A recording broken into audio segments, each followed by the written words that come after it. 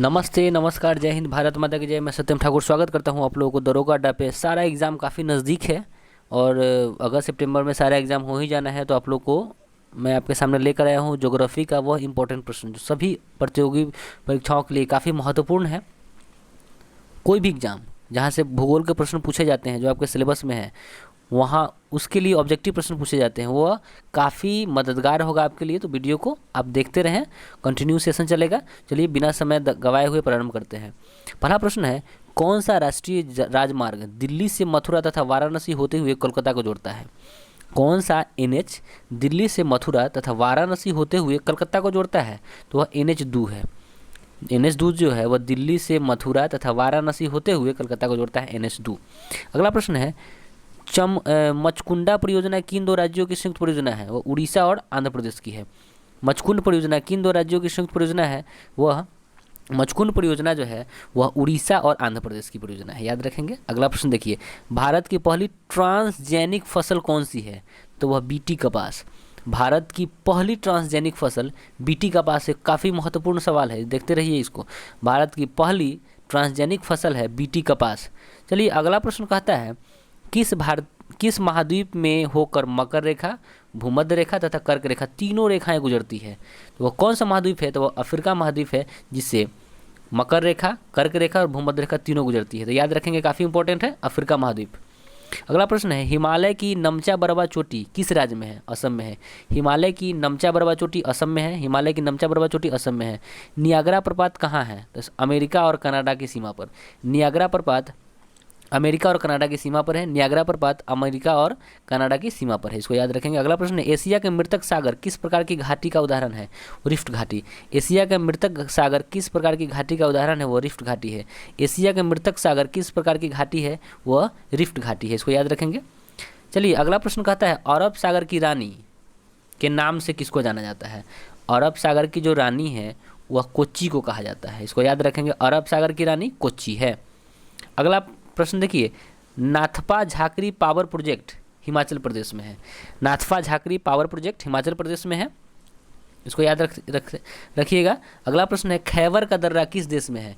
पाकिस्तान में है। खैबर का दर्रा पाकिस्तान में है। खैबर का दर्रा पाकिस्तान में है। अगला प्रश्न है, केरल के समुद्र को क्या कहा जाता है?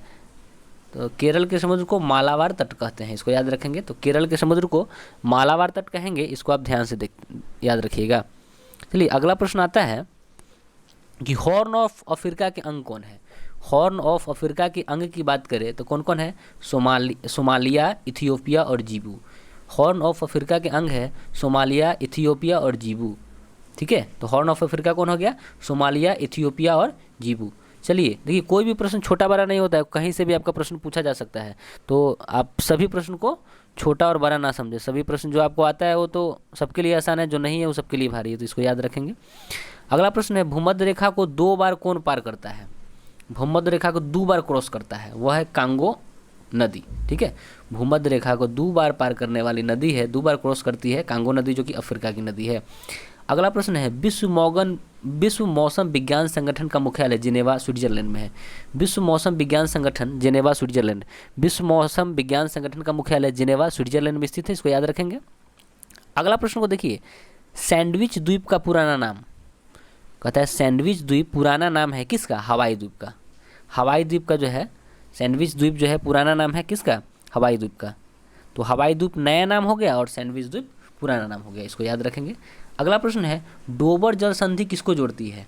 तो डोबर जल संधि इंग्लिश चैनल और उत्तरी सागर को जोड़ने का काम करता है। डोबर जो जल संधि है वह इंग्लिश चैनल एवं उत्तरी सागर को जोड़ने का काम करता है। डोबर जल संधि याद रखेंगे कि जो डोबर जल संधि है वह इंग्लिश चैनल और उत्तरी सागर को जोड़ती है। दामोदर नदी सहायक नदी है किसकी?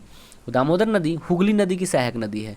दामोदर नदी हुगली नदी की सहायक नदी है, याद रखेंगे। दामोदर नदी किसकी सहायक है? तो हुगली नदी की सहायक नदी है।